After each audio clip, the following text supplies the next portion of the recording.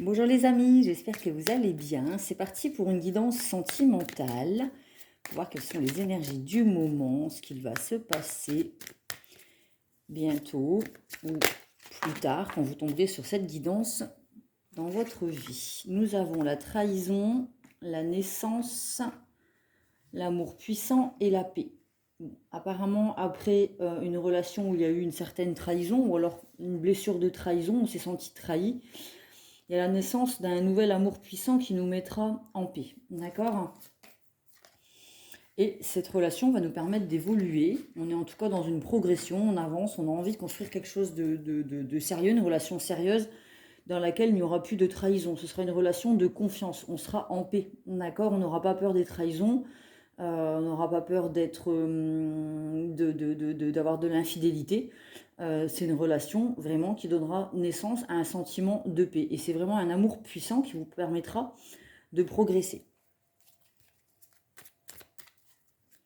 Ah, il y a le reflet. Oh, c'est embêtant. On va mettre comme ça. Hop. Allez, on continue. Pour la relation sentimentale, nous avons la distance. C'est peut-être une personne qui n'habite pas près de chez vous pour l'instant. Une personne qui a un planning assez surchargé. Ou peut-être que nous avons un planning chargé, beaucoup de choses à gérer dans notre vie. Et ce qui crée du coup un petit peu de complications pour pouvoir rentrer en contact avec cette personne, avec cette nouvelle relation. D'accord ? Il y a des jalousies. Alors peut-être le fait que vous n'êtes pas suffisamment disponible, ça peut éveiller un sentiment de jalousie chez l'autre en face.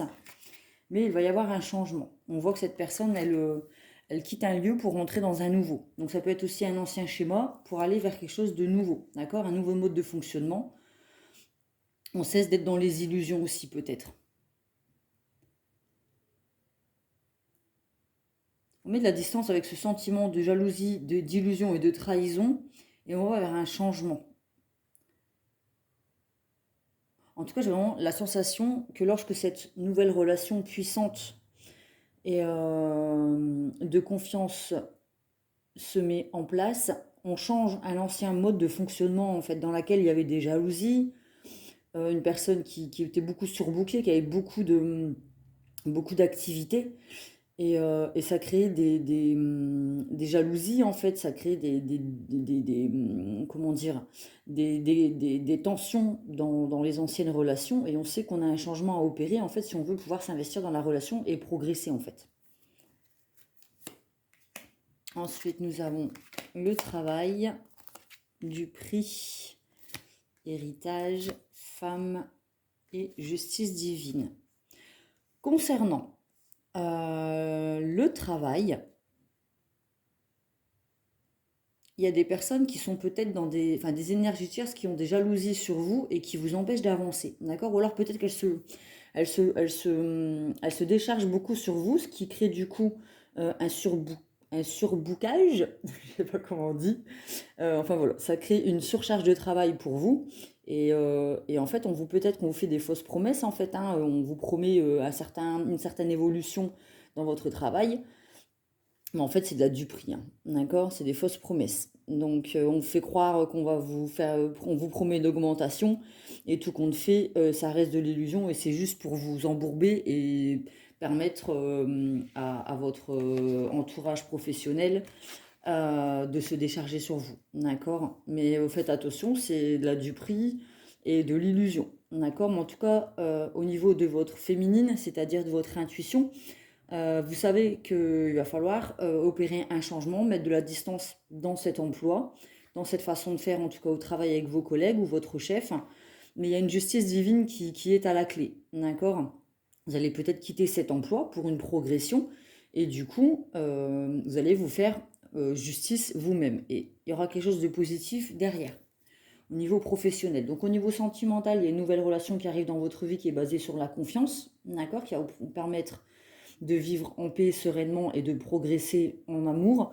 Et ensuite, au niveau du travail, il y a des énergies tierces et des personnes autour de vous qui se déchargent sur vous. Et vous savez que pour votre bien-être, il va falloir opérer un changement, quitter ce travail peut-être ou changer de poste. En tout cas, changer votre façon de faire, peut-être apprendre à dire non. à bien voir les choses bien en face, les illusions, les trahisons, la duperie, la jalousie. Ne pas courir après l'argent, du coup, hein, mais plutôt penser à votre bien-être et vous faire justice. Bon, on a du sentimental et du pro. Après, on peut prendre la première ligne comme étant du professionnel, c'est-à-dire il y a des trahisons dans le travail, on donne naissance à de nouveaux projets qui vont nous permettre d'évoluer et de vivre en paix. Ça peut être aussi devenir son propre patron, d'accord, ou quitter un emploi pour un autre dans lequel on vit vraiment de sa passion, on aime vraiment son travail et ça donne naissance à une progression en fait. D'accord, et on tourne le dos à des collègues ou d'une entreprise qui nous vendait du rêve et qui ne donnait pas, enfin qui ne tenait pas ses promesses. Nous avons le collègue professionnel. Ouais, bon, je pense qu'on est vraiment dans une guidance pro, hein.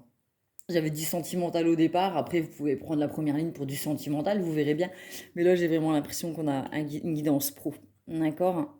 Donc au niveau des collègues professionnels, on a une déclaration, un retour, la pause et surveiller. Bon, alors au niveau du pro, il y a peut-être votre patron qui va, ou votre employeur, qui va vous faire encore des belles promesses avec des belles déclarations, hein. Ils vont essayer de vous prendre, donner un rendez-vous dans le bureau, être tout souriant, machin, vous déclarer peut-être vous allez changer de poste.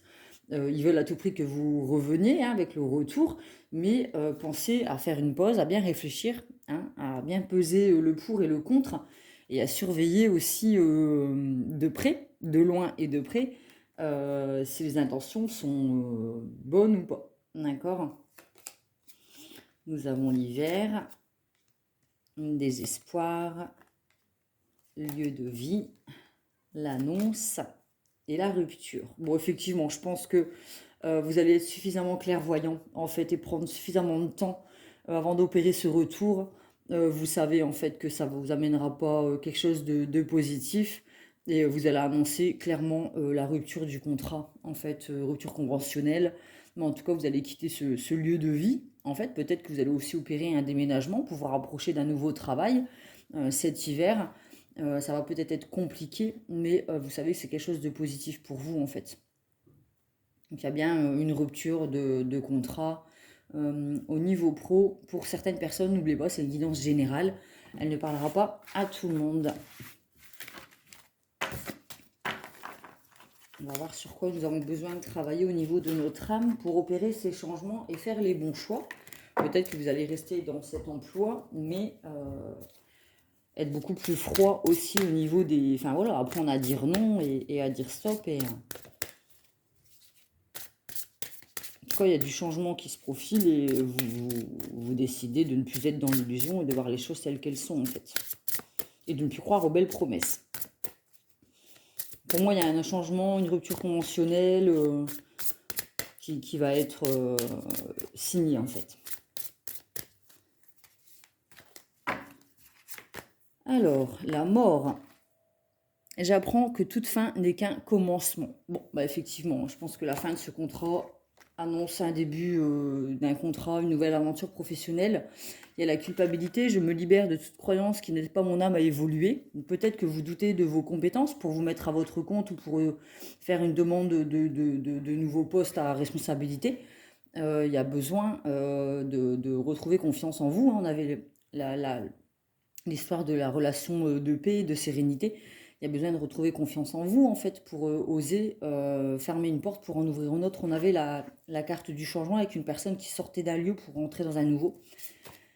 Et nous avons l'adversité. Donc ça, c'est par rapport aux collègues. J'accepte que l'épreuve soit le meilleur moyen d'apprendre. Peut-être que les personnes qui vous mettent des bâtons dans les roues, qu'on appelle d'ailleurs les énergies tierces, sont là justement. Elles vous aident à sortir de ce contexte. En fait, ça vous énerve, mais en fait, elles sont là aussi pour vous aider parce que ça va vous permettre de partir beaucoup plus sereinement et de vous faire justice en fait. Donc à l'avenir, une fois que vous serez sorti de ce contexte et que vous aurez évolué et que vous aurez quitté cet endroit malsain professionnel, vous pourrez remercier ces personnes de vous y avoir aidé en fait. L'indécision. Je me sers de mon intuition dans tous les aspects de la vie. Donc c'est ce qu'on avait avec la féminine, hein, c'est en écoutant ses intuitions que l'on sait tout compte fait si on est à notre place ou pas et si cette situation nous fait du bien ou pas. D'accord? Si on arrive au travail avec la boule au ventre, c'est que c'est pas fait pour nous. Nous avons la peur. Je prends conscience que je mets à l'épreuve ma détermination à vivre dans l'énergie de l'amour. Donc l'amour de soi, la compassion de soi. Remerciez les personnes qui vous mettent des bâtons dans les roues parce que c'est ce qui va vous permettre d'opérer un changement concret dans votre vie, pour évoluer, pour vous écouter. Et sachez que la peur, ben, on peut s'en servir comme d'un moteur en fait, hein, affronter ses peurs, faire de sa peur une force pour sortir de notre zone de confort justement. Et ça met à l'épreuve la détermination à vivre dans l'énergie de l'amour, c'est-à-dire à vouloir aller vers un métier que l'on aime en fait. Sympa, sympa. Je continue avec l'oracle des miroirs pour voir un peu ce qui va se passer. Bon là on est vraiment dans une guidance pro, hein, une progression suite à un changement. Nous avons l'examen, il y a peut-être une formation à passer hein, qui sera réussie. Il y a des épreuves, un examen, c'est peut-être un test de l'univers hein, qui nous fait sortir de notre zone de confort. On a encore la tranquillité, hein, on avait la paix. On vous demande d'être en paix concernant cette épreuve, concernant peut-être le fait de sortir de sa zone de confort et de faire une demande de formation. C'est un cadeau de l'univers, il va y avoir des mains tendues, des cadeaux de l'étranger, en fait, peut-être des personnes que vous ne connaissez pas, qui vont vous aider justement à sortir de ce cercle vicieux et vous offrir la possibilité d'évoluer, d'accord? Moi, c'est un cadeau, une bonne nouvelle, une bonne surprise. Vous allez avoir vraiment quelque chose qui vous est offert grâce aux pieds que vous aurez mis en dehors, d'accord? C'est quand même vous qui ferez le premier pas pour sortir de... On voit le masculin, faire un pas, hein, c'est ce que je disais, c'est l'action, c'est passer à l'action, sortir de sa zone de confort, faire un pas vers quelque chose de nouveau, vers les examens, la tranquillité et accepter les cadeaux de la vie. Nous avons ensuite la fécondité, donc la création de projets. Peut-être qu'on a une envie qui à l'intérieur, on a des envies de création, hein, de créativité, et c'est en train d'être créé. En fait, la graine est en train de germer en vous, d'accord? Ça prend du temps, effectivement. Ça ne sera pas fait du jour au lendemain. On est toujours dans le professionnel avec le travail. On a les accidents de la vie, parfois, ben voilà, c'est pas toujours facile. Parfois, il faut justement que ça se passe mal dans un lieu de travail, comme je l'expliquais tout à l'heure. On appelle ça des accidents de la vie, des épreuves, mais c'est ce qui nous permet de sortir de notre routine. On voit que le travail, c'est métro, boulot, dodo. D'accord? Non, on a domicile. Peut-être que vous allez travailler à votre compte, à domicile. Peut-être que vous allez travailler dans l'immobilier, ou peut-être que ça va vous permettre justement de changer de lieu de vie.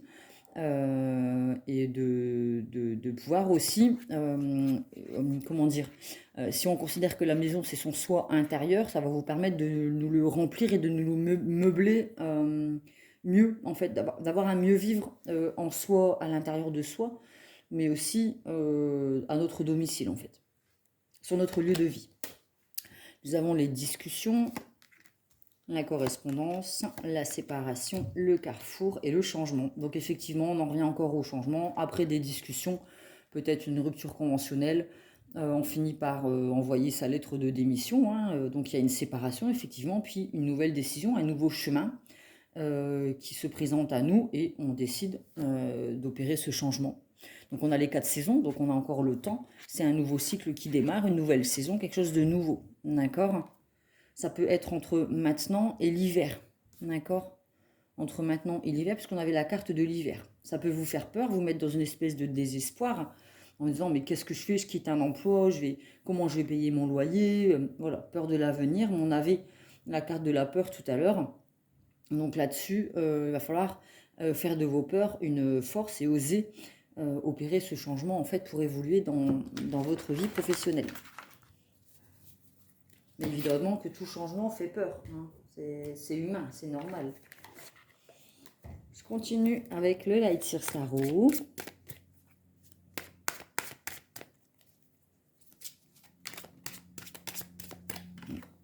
Nous avons rêveur, naïveté du cœur, heureux et hasard. Bah oui, c'est la chance en fait qui nous sourit. Et puis peut-être qu'on a tendance à être un petit peu trop rêveur. C'est des idées peut-être des rêves de jeunesse, des ambitions qu'on avait en étant jeune, et puis on se dit peut-être que c'est immature, mais non, c'est le page de coupe, donc c'est un peu la naïveté, rêver à des projets, mais c'est comme ça que tout commence en fait, hein.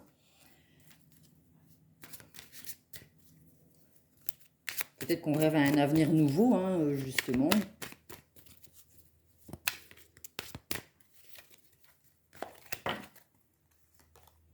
Nous avons le 10 d'épée, donc la fin douloureuse, crise, perte dévastatrice et poignardée. Donc on avait la trahison au début de la guidance avec le Magic Luna. Donc effectivement, on a l'impression que notre chef, notre patron, nos collègues nous mettent un coup de poignard dans le dos, on se sent trahi, mais c'est ce qui va nous permettre d'opérer un changement dans notre vie et de fermer un cycle pour en ouvrir un nouveau. D'accord?